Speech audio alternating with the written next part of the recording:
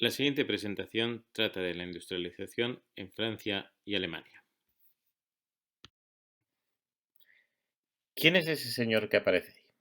El de la barbita, que nos mira ahí un poco de forma desdeñosa. ¿Lo averiguan? ¿Saben de quién hablamos? Bueno, lo voy a decir. Es Julio Verne.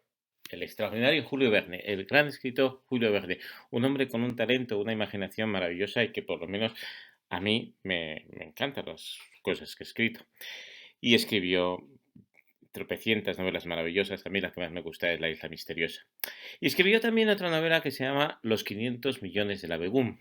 Una Begún es una persona, una mujer muy rica, la esposa de un bey o de algún magnate rico, no sé muy bien de dónde, no sé si de la India, del Imperio Otomano, en fin, que en la novela de Julio Verne muere y deja una enorme fortuna que va a manos de dos parientes muy lejanos, uno francés y otro alemán. Bueno, pues el francés utiliza ese dinero para construir una ciudad maravillosa llamada, como no, Franceville, y el alemán utiliza ese dinero para construir una ciudad terrible, un estado totalitario llamado Stadt. No sé muy bien, no sé pronunciar el alemán, lo reconozco. Bueno, la historia que va contando Julio Verne, pues bueno, es bastante entretenida. Es una novela que tiene su gracia después de todo.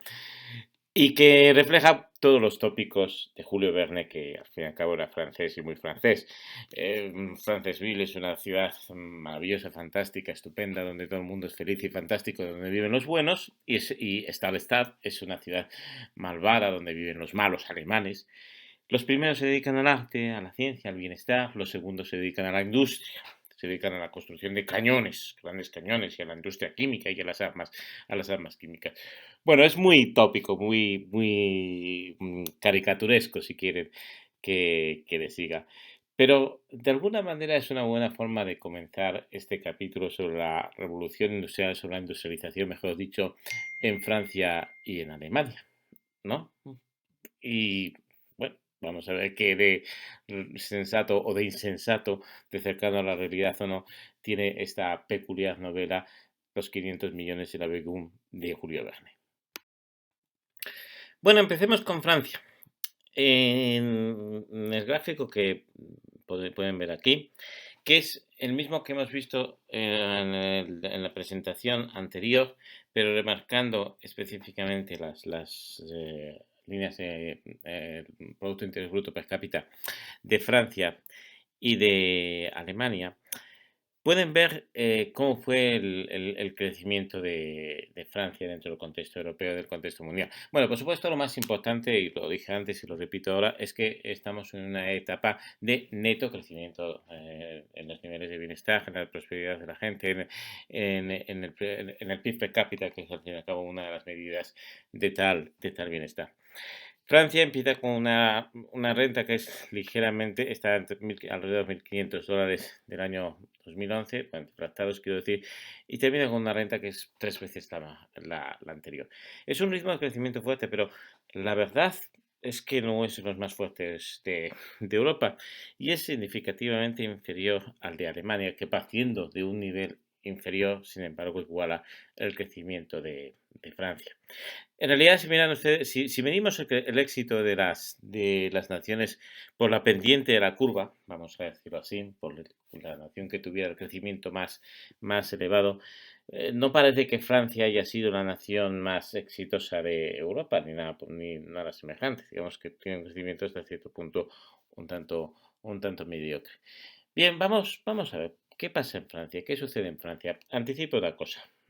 Como hemos dicho antes, hay muchas formas de industrializarse. Francia es una de las más peculiares, o por lo menos es bastante distinta a lo que tenemos como modelo académico, como modelo central de la industrialización, que dicho sea de paso, que a lo mejor tiene muy poco de central.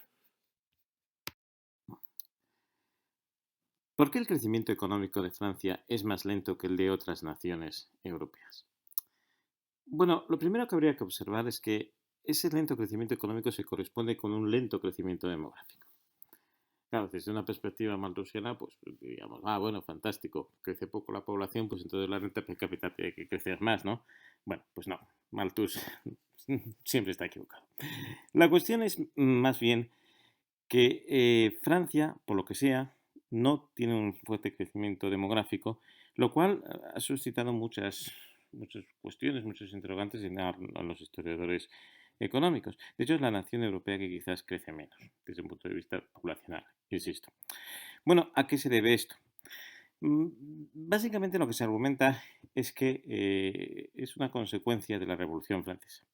Bueno, la Revolución Francesa es un episodio ampliamente conocido, mitificado, ¿no?, dentro de la historia mundial.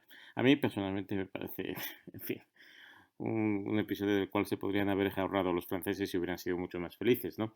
Total, para alcanzar más o menos los mismos cambios institucionales que ya existían en Inglaterra un siglo antes, pues tampoco es necesario matar a 1,5 millones de franceses, ¿no?, que es lo que terminó ocurriendo con la Revolución y sobre todo el periodo napoleónico. Pero bueno, el caso es que esa revolución tuvo importantes consecuencias institucionales y, por tanto, económicas sobre el país. Al margen de los muertos de la guerra, me estoy refiriendo en particular al cambio en la propiedad privada.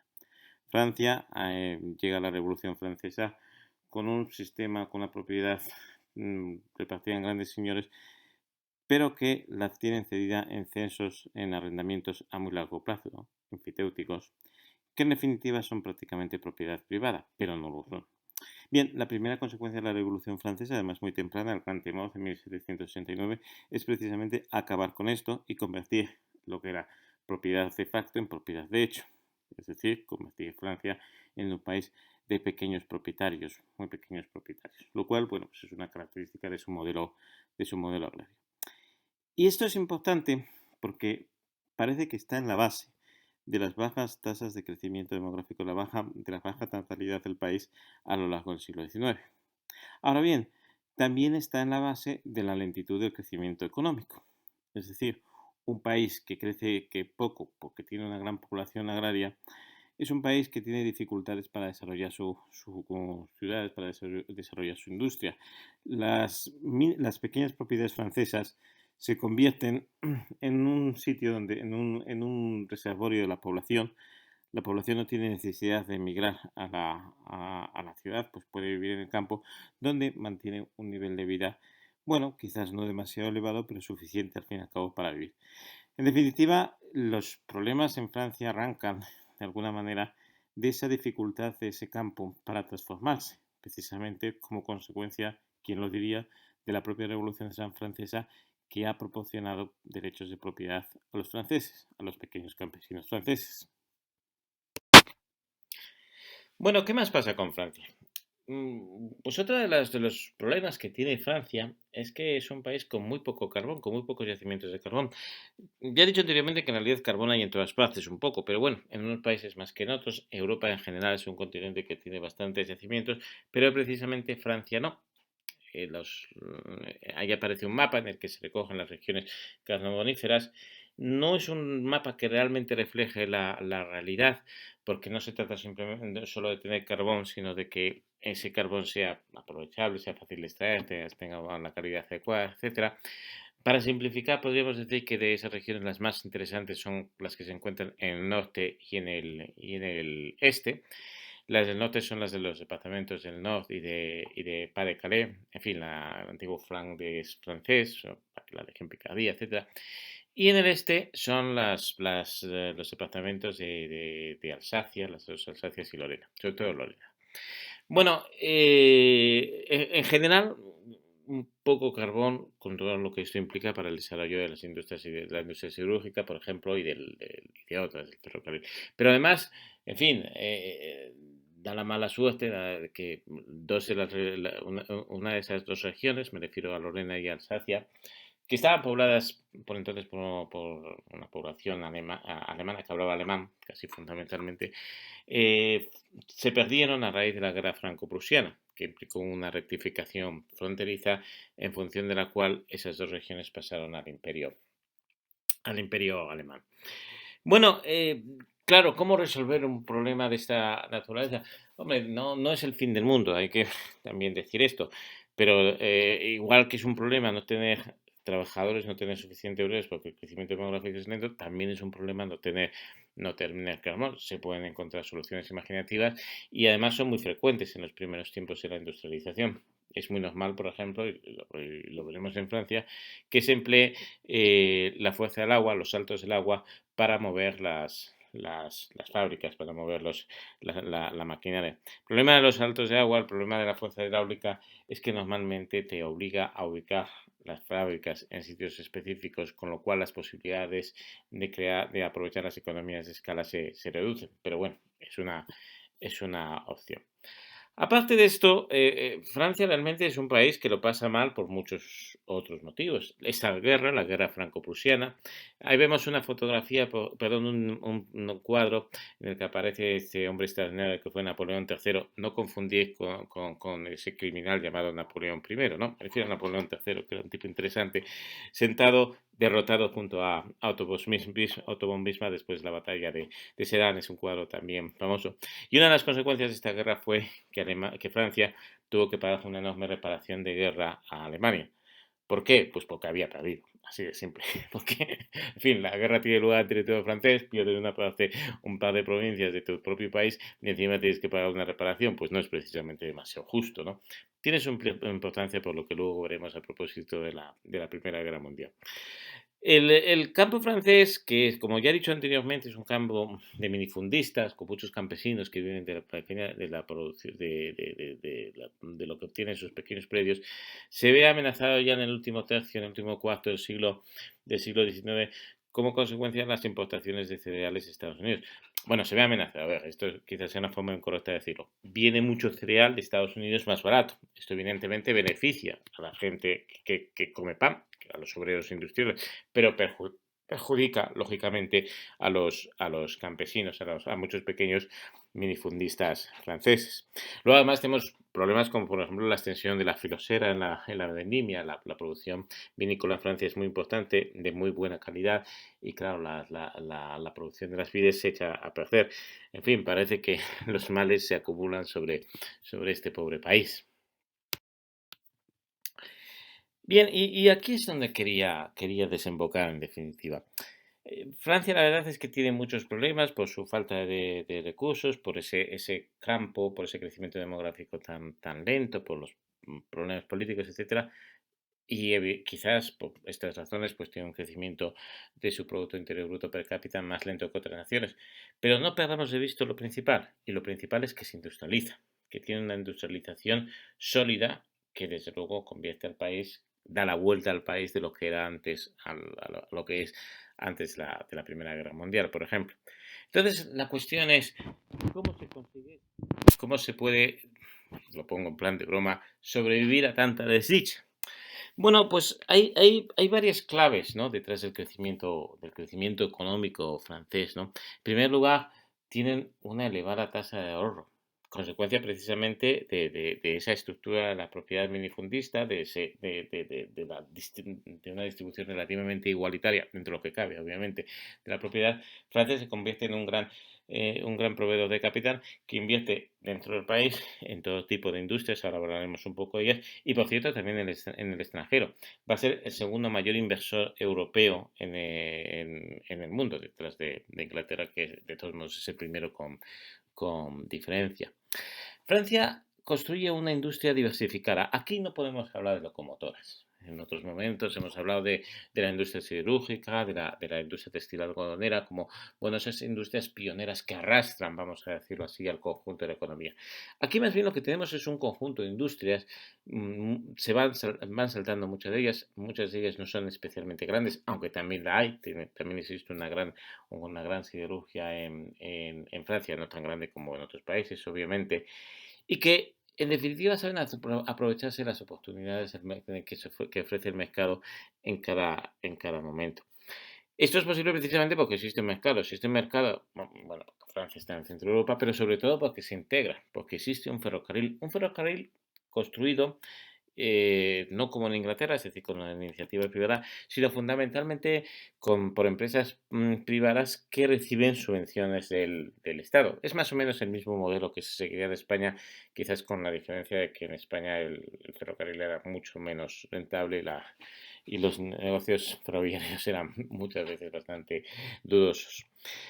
Y es un país además que dentro de esa política de conexión interna e interna se aprovecha el librecambismo. Uno de los grandes acuerdos que firma Francia y que está seguramente en la base de su desarrollo económico es el Tratado de Chevalier que comentamos en su momento entre Francia e Inglaterra y que en definitiva abre las puertas al librecambismo y que es una de las bases sobre las cuales le permite a Francia exportar a muchos países, singularmente a Inglaterra, pero también a muchos más países. Ya hablamos de la cláusula de nación más favorecida.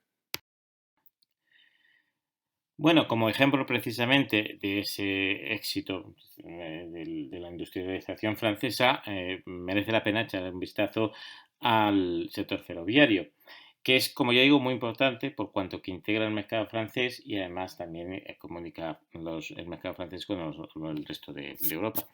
Bueno, ahí aparece una gráfica en la que se comparan los kilómetros de tendido ferroviario por millón de habitantes en 4 países, Gran Bretaña, Francia, Alemania y Rusia. Bueno, olvidémonos de Rusia. Lo que podemos ver es que, bueno, inicialmente, por supuesto, Gran Bretaña bate a cualquiera de las otras naciones, pero a partir de 1880 y 1900, y en 1900 pues no hay demasiadas diferencias entre Gran Bretaña, Francia y Alemania. Es decir, el número de kilómetros de ferrocarril construido por millón de habitantes en las tres naciones es muy parejo, es semejante. Y por cierto, una curiosidad quizás, pero Francia gana a las otras dos naciones. Bien, esto es un exponente claro de cómo ese ferrocarril se ha extendido por el país. Ha habido un modelo ferroviario exitoso que ha permitido comunicar las distintas regiones del país. Vayamos ahora a Alemania. Bueno, nuevamente reproducimos el gráfico de siempre, remarcando las líneas de la serie de Francia y de Alemania. Y si bien la de Alemania no empieza hasta 1840 y pico, 1850, perdón, lo que se puede observar claramente es que tiene un crecimiento muy rápido. Para resumir, partiendo de niveles más bajos que los de Francia, sin embargo, iguala y supera el PIB per cápita alcanzado por Francia en 1913. Desde la perspectiva habitual, podríamos decir que Alemania es un país exitoso. Es un país exitoso, económicamente hablando, no solo con respecto a Francia, sino con respecto a otras naciones. Bueno, veamos cómo esto es posible.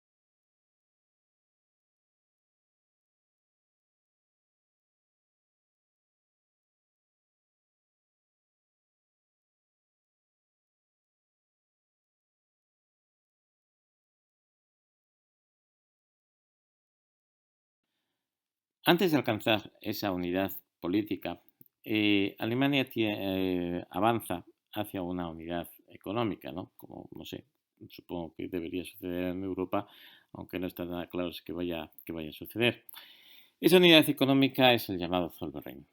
El Zollverein es una unión aduanera que se construye alrededor de Prusia y que implica, lógicamente, dos cosas. En primer lugar, un arancel externo común de todas las naciones que forman parte del mismo y, en segundo lugar, la eliminación de las barreras arancelarias dentro de la Unión. Bueno, esto es muy importante porque las posibilidades del mercado crecen considerablemente desde el momento que la nación se une. El Zollverein, además, va creciendo desde su fundación en 1834 hasta su desaparición como consecuencia de la fundación del Imperio Alemán, de la Unión de todos los estados alemanes. Va avanzando hacia el norte, como vemos, de manera que prefigura, como ya he dicho, la futura Alemania de 1870 a 1914. Bien, esa unión aduanera, ese Zollverein será importante, será definitivo, sin lugar a dudas, para el proceso de industrialización de Alemania. Del mismo modo que la desaparición de las barreras arancelarias es importante, fundamental, para la constitución de un mercado, la construcción de vías de comunicación modernas, de vías de transporte modernas, también es fundamental para la construcción de ese mercado. Y en ese sentido, Alemania va a hacer un esfuerzo realmente importante, notable, con resultados muy exitosos. Esa es la red ferroviaria alemana en 1880. Es más densa en algunos lugares, básicamente donde hay más población, es menos densa en el este del país, en Prusia, en Prusia Oriental sobre todo. Es una red que no tiene exactamente un foco, un nudo, porque, bueno, Alemania es compleja, aunque, bueno, se puede ver ahí como alrededor de Berlín sí que se reúnen varias líneas. Y en cualquier caso es una red densa que permite una comunicación estrecha entre las regiones. Una red ferroviaria que es construida, bueno, con distintos modelos de construcción, aunque predomina sobre todo uno, es decir, la participación directa del Estado. Muchas veces las redes ferroviarias son financiadas, incluso gestionadas por el propio Estado, el Estado prusiano, o bien los otros estados alemanes implicados en su construcción. Otra forma de ver ese éxito en la construcción de infraestructuras es esta gráfica. Anteriormente hemos visto una muy parecida en la que aparecían los miles de kilómetros de ferrocarril construidos en cada nación por millón de habitantes. Bien, aquí tenemos los miles de kilómetros de ferrocarril construido por 100.000 kilómetros cuadrados. Es decir, nos daría una idea de la densidad de la red ferroviaria, no con relación a la población, sino con respecto al territorio. Bueno, lo interesante de este cuadro, como pueden ver de esta tabla, de este gráfico, perdón, es que ahora las dos redes más densas son la de Gran Bretaña y la de Alemania, mientras que Francia ha disminuido mucho su peso con respecto a las dos anteriores. Otra forma de decir esto sería que Alemania está extendiendo sus redes, su red ferroviaria, incluso a lugares en los cuales no había demasiada población, pero sí que tenía territorio. Es decir, es una manifestación más, una expresión más del esfuerzo realizado por construir esa red de transportes. Bueno, y vamos a la diapositiva que desde mi punto de vista es la más interesante, la que más les puede aportar a ustedes. Lo fundamental de Alemania, lo característico, vamos a decirlo así, es que es una de las dos grandes naciones de la segunda revolución industrial. La otra es Estados Unidos. La segunda revolución industrial, como habrán visto en el manual, implica un cambio de paradigma en la industrialización. Ya no se trata de la prueba y el error, tal y como hacían muchos empresarios aventureros en Gran Bretaña, sino de aplicación de técnicas industriales científicas a las nuevas industrias, muchas de las cuales emplean métodos que, bueno, eran inimaginables o muy complejos solamente 50 años atrás. Bueno, digamos que que Alemania se incorpora a esta segunda revolución industrial como no la hacen otras naciones y eso es lo que explica esa tendencia tan acelerada de crecimiento económico del país en la segunda mitad del siglo XIX y hasta 1813. Bueno, cómo se consigue esto? Bueno, se consigue en primer lugar porque Alemania cuenta con un sistema educativo moderno. Bueno, por supuesto, habría que distinguir países, naciones, etcétera, aunque sean la misma a partir de 1870, de todos modos siguen habiendo distintos estados.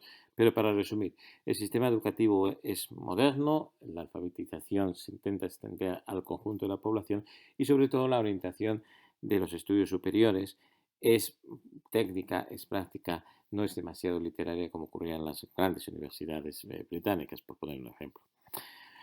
Bueno, otro rasgo interesante de la industrialización, de la segunda revolución industrial en Alemania, positivo o no, eso es más opinable, es que es un país que apuesta desde 1870 por el proteccionismo comercial, por el proteccionismo económico. El Zollverein en realidad era una organización básicamente librecambista, en el sentido de que ese arancel común exterior pues no era demasiado elevado y bueno, se favorecían las relaciones comerciales con los vecinos. El imperio alemán que surge a partir de 1870 es más bien lo contrario. Tiene una orientación comercial mucho más proteccionista, lo cual marca, por cierto, una pauta en el conjunto de las naciones, un giro en el conjunto de las naciones del librecambismo al proteccionismo de final de siglo. Es una nación que tiene una estructura productiva muy cartelizada. Un cártel es una organización que permite absoluta libertad para las empresas que forman parte de la misma, pero que regula dos cosas de forma clara, que son los precios y la producción. Cada empresa tiene que tener un precio, tiene que vender a un precio determinado y tiene que tener una producción determinada. Bien, en muchas industrias evidentemente no es posible establecer cárteles, pues, bueno, pues sencillamente porque los productos son muy diversos, por ejemplo, porque no hay homogeneidad de productos. En el caso de Alemania, sin embargo, aparecen muchos cárteles y algunos de ellos bastante notables, ¿no? El cártel del carbón en el Ruhr tenía nada más y nada menos que 1000 empresas, ¿no? Yo no sé cómo se puede organizar un cártel con 1000 empresas, pero bueno, de alguna manera los alemanes eran capaces de hacerlo. El cártel tiene cosas buenas y malas, igual que el proteccionismo. Lo malo es que evidentemente el frenar la competencia impide la innovación tecnológica. Lo bueno es que, sin embargo, tener un horizonte seguro, estable a largo plazo, sí, también puede fomentar la innovación tecnológica en el sentido de que se puedan realizar inversiones cuantiosas, inversiones en investigación cuantiosas, sabiendo que tienes un mercado más o menos asegurado. Entonces, en ese sentido, bueno, pues también tiene un lado positivo. Como es característico de las empresas caracterizadas, luego veremos el caso de Estados Unidos, en Alemania pues hay una intensa conexión entre la banca y la industria, la banca universal alemana y la industria, en fin, muchas veces son los propios bancos los que favorecen, facilitan esas inversiones e incluso esa caracterización económica del país. En fin, en definitiva, todos estos factores condicionan o propician la existencia de una segunda revolución industrial muy fuerte, muy intensa en Gran Bretaña, que se manifiesta pues, en los sectores característicos, ¿no? La siderurgia moderna, con el método Bessemer, la industria eléctrica, la industria química. En la industria química, por ejemplo, Alemania es un país verdaderamente pionero, etcétera. Y el siguiente cuadro pretende precisamente reflejar los éxitos de Alemania en esas nuevas industrias, el conjunto, en general el conjunto de la economía. Bueno, se compara Alemania con varias naciones europeas y también con Estados Unidos y Japón. He remarcado a Alemania, las cifras de Alemania. Bueno, esta nación tiene 65 millones de habitantes, más o menos los mismos que el Imperio Austrohúngaro y más que Gran Bretaña, Francia e Italia, por supuesto menos que Estados Unidos. Bueno, con esa población tiene una producción de acero realmente grande, 17,6 millones de toneladas métricas de acero, es 3 o 4 veces más que Alemania, más de 2 veces que Gran Bretaña. En fin, realmente cifras considerables para una nación que, como hemos visto, se ha incorporado relativamente tarde a la producción industrial, perdón, a la revolución, a la industrialización. Pero más espectacular incluso son los resultados de la producción eléctrica, ¿no? Alemania produce 8,8 millones de kilovatios hora en 1911, que es más o lo equivalente a la suma de lo que produce Gran Bretaña, Francia, Italia y el Imperio Austrohúngaro, más o menos, por ahí anda, ¿no? En fin, realmente notabilísimo los logros alcanzados aquí. Producción de ácido sulfúrico. Bueno, claro, cómo medir la producción de la industria química es un poco complicado. Quizás el ácido sulfúrico sea la mejor medida, ¿no? Porque es un producto que se utiliza para muchas industrias, especialmente en este periodo. Bueno, la producción de ácido sulfúrico de Alemania es la mayor de Europa y es un 50% más que la de Gran Bretaña, también que la de Francia y bueno, a una distancia enorme de las de Italia u otros países. En realidad, la única nación que se puede comparar a Alemania en 1911 es Estados Unidos, que con una población que es algo más grande que la de Alemania, tiene, sin embargo, una producción de acero que prácticamente es el doble, tiene mucha más producción de energía eléctrica y también produce bastante más ácido sulfúrico. De todos modos, no hay nadie más, aparte de los Estados Unidos, que alcance unos valores, unas cifras semejantes. Cuando hablemos de los Estados Unidos, veremos que lo que pasa con esta nación es que sencillamente lo tiene todo a favor para industrializarse. Bien, volvamos al principio, a la B1, ¿no? Francia o Alemania, ¿con qué nos quedamos? Bueno, yo admiro profundamente a Julio Verne, lo he dicho antes, es maravilloso, es un escritor fantástico, pero me quedo con Alemania. Lo siento. ¿Por qué? Bueno, sencillamente porque las cifras lo dicen. Partiendo de niveles inferiores, Alemania experimenta un crecimiento económico durante el siglo XIX que iguala e incluso supera el de Francia. ¿Eso qué significa? Significa que la gente vive mejor, así de simple.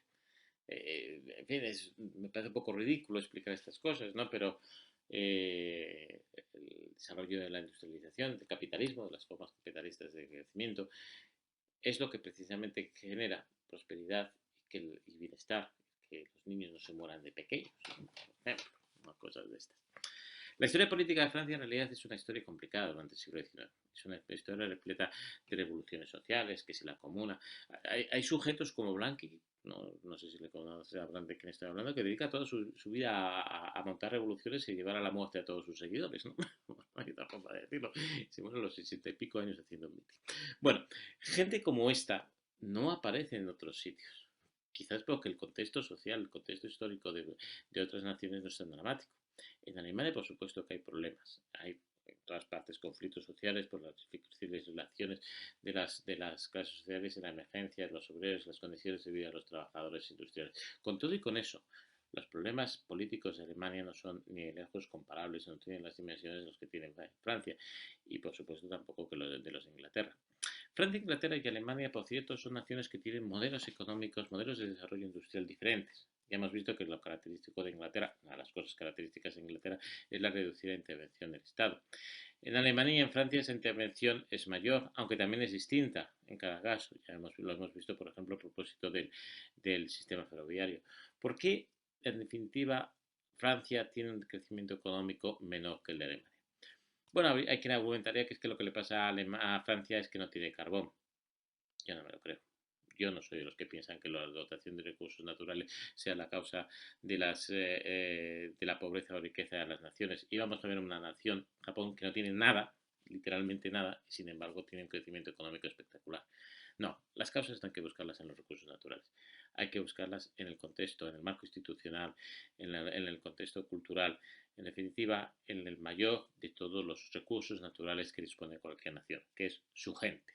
La gente, el talento de cada uno de nosotros, la capacidad de trabajo de cada uno de nosotros es lo que al final genera bienestar a la sociedad. Y bueno, esto sería mucho más largo de explicar qué problemas hay en Francia, qué problemas hay en Alemania, pero bueno, lo dejo ahí.